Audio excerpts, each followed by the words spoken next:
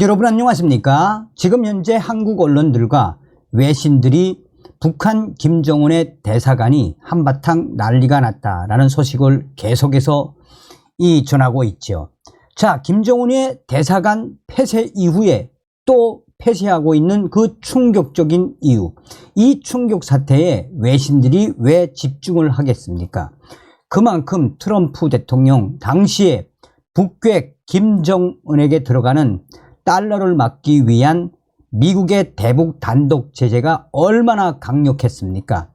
트럼프 대통령 시절에 김정은에게 들어가는 달러를 막기 위해 당시에 스티브 모누신 미 재무부 장관이 현미경 차단 앱까지 만들어 놓고 김정은에게 들어가는 달러 들어가지 못하도록 하지 않았습니까? 그리고 트럼프 대통령 시절 북한의 주요 은행이었던 중국의 단동은행을 세컨더리 보이콧으로 날리지 않았습니까? 자, 지금 현재 김정은의 이 충격 사태에 외신들이 집중하는 것은 바로 무엇이겠습니까? 정성산TV 좋아요, 구독, 알림은 큰 힘이 되겠습니다. 최근 북한 김정은 정권이 아프리카와 홍콩 등에 위치한 공관을 또 폐쇄하고 있는 충격적인 상황들이 계속해서 터져나오고 있습니다. 앞으로 해외 북한 김정은의 대사관 폐쇄하는 대사관이 더 늘어날 것이다 라고 북한의 전 외교관이 지적을 했습니다. 지난 2019년 탈북해 한국으로 입국한 유현우 전 쿠웨이트 주재 북한 대사 대리는 현재 북한의 김정은이가 왜 이런 충격적인 사태를 만들었는지 소상하게 전했습니다. 이 북한 해외 공간의 폐쇄 및 철수는 이미 코로나 확산 이전에 결정됐던 사안이라고 밝혔습니다. 코로나 확산으로 해외 공간의 축소, 재편, 절차가 잠시 중단됐다가 최근 국경 개방 등 북한 당국의 방역 완화 조치 등으로 공관 폐쇄 절차가 재개됐을 것이라는 관측입니다.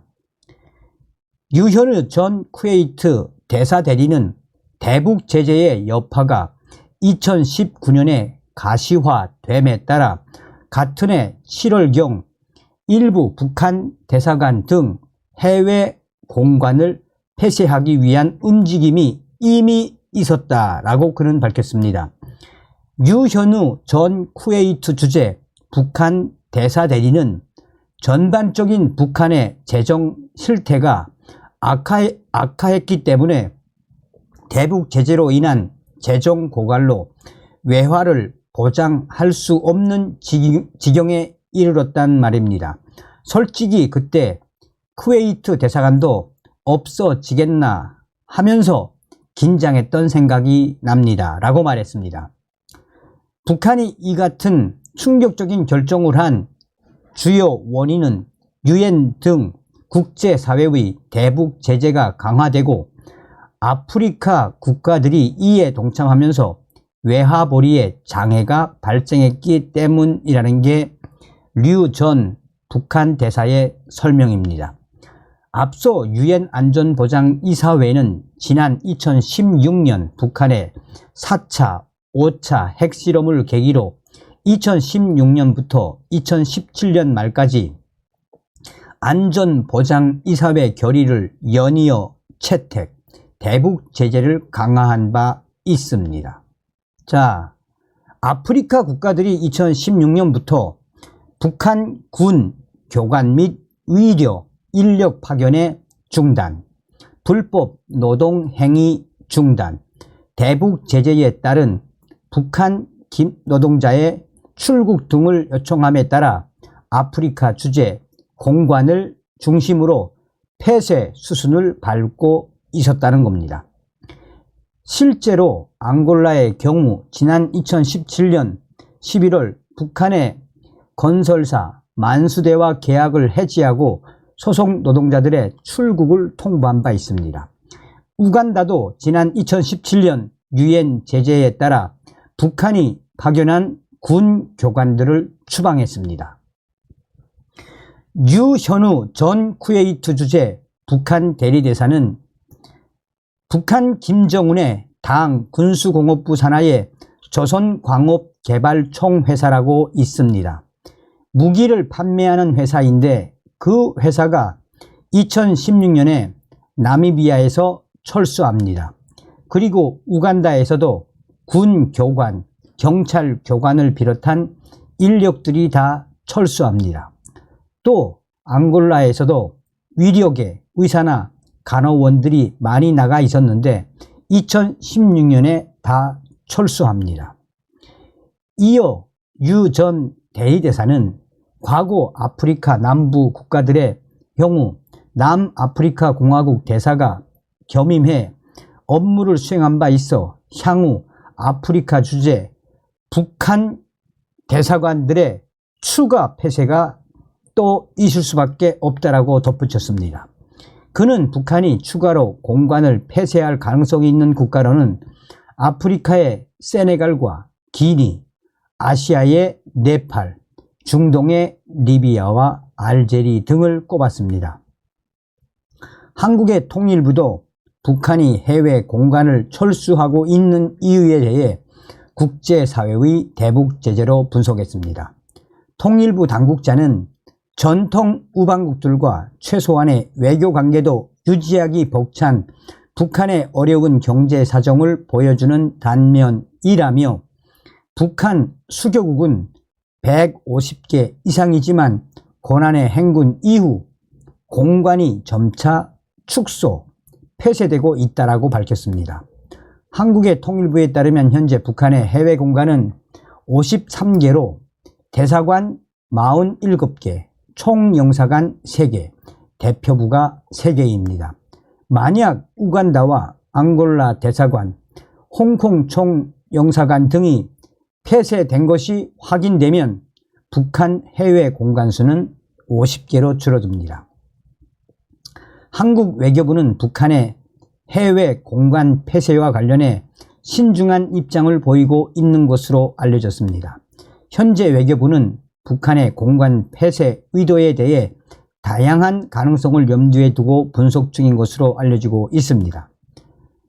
북한이 우간다 대사관에 이어 홍콩 총영사관을 폐쇄할 예정으로 알려졌다며 북한의 제외 공간 철수 행렬이 이어지고 있습니다. 한편 한국 정부와 군 당국은 북한이 10월 내로 위성을 발사하겠다고 공언한 상황에서 북한의 주요 시설을 면밀하게 감시하고 있다는 입장을 발표했습니다. 자, 그래서 제가 이러한 부분에 대해서 중국 내의 WTR 수직통들이 어떻게 보고 있는지 논평을 좀 요청을 했습니다. 정성산 TV, 정성산 감독 선생님께 알려드립니다. 지금 북한 김정은의 이 충격 사태, 북한 해외 대사관 난리가 났으며 계속해서 폐쇄하고 있는, 또한 이 사태에 대해 전 세계 언론들이 집중하고 있는 그 본질은 무엇이겠습니까? 사실상 북한 대사관들 대대적으로 철수하고 있는 그 본질은 대사관에서조차 달러를 벌어 북한 김정은에게 들여보낼 수 없는 시대가 열린 겁니다. 이미 몇 년 전부터 해외 공간들에 배당된 충성 자금은 중국과 러시아 몇 나라를 빼고는 충성 자금을 김정은에게 제대로 보내는 대사관은 거의 없었다라는 게 중국 베이징 외교 소식통의 밝은 R 소식통의 소식입니다. 그러니까 트럼프 대통령 들어선 이후에 김정은이야 대화를 하는 척 했지만 사실상 유엔과 트럼프 대통령이 얼마나 옥조였습니까? 당시에 4차, 5차 핵실험 이후에 미국의 단독 제재로 전 세계의 김정은 자산 동결하지 않았댔습니까? 여기에 아프리카와 커넥션을 엮고 있는 북한 무기 판매, 또 만수의 창작사 작품 판매, 이 거래처들 유엔이 또 미 정보국이 미국의 트럼프 대통령의 단독 제재로 얼마나 박살을 냈습니까? 그러니 결국은 2016년, 17년, 18년, 19년 그러니 달러를 못 벌어들이고 있으니 이렇게 손을 놓고 있던 이 대사관 대대적으로 폐쇄하고 김정은이가 다 철수시키라 라는 그 지시 때문에 철수하는 것이며, 이러한 충격적인 사태는 앞으로도 몇 개의 나라 북한 대사관 빼면은 다 철수할 수 있다는 게 베이징 R 소식통의 전언입니다. 우선 북한은 해외에서 또 특히나 유럽에서 북한 대사관과 대사들과 토의를 하는 것 자체가 대북제재 위반으로 비춰질 수 있어서 별로 북한 대사관에서 일을 할 수 없습니다. 유럽에 있는 북한 대사관들 무슨 일을 하겠습니까? 그러니 러시아와 중국 등 친북 국가 몇 개를 빼면은 사실상 해외에 있는 북한 대사관들, 김정은의 입장에서 보면은 김정은의 외화를 탕진하는 기생충들로 보이겠지요. 그래서 이번에 그전부터 이 폐쇄를 이어오던 김정은이가 이번에 코로나 사태가 끝난 이후에 대대적으로 철수를 시키는 것이며, 지금 이 와중에 이 한국 정부도 유심히 살펴봐야 하는 것은 앞으로 북한 외교관들의 대탈출도 잘 눈여겨봐야 한다라고 베이징 R 소식통이 전해왔습니다. 정리를 해드리자면 여러분 무엇이겠습니까? 이 소식은 지금 자유아시아 방송과 또 VOA 또 AP통신 외신들도 집중적으로 타전하고 있죠. 한마디로 달러 때문에 돈이 없는 김정은이의 지랄 발광의 연장선상이다라는 게 외신들의 지적 아니겠습니까? 다음 시간에 뵙겠습니다. 멸공.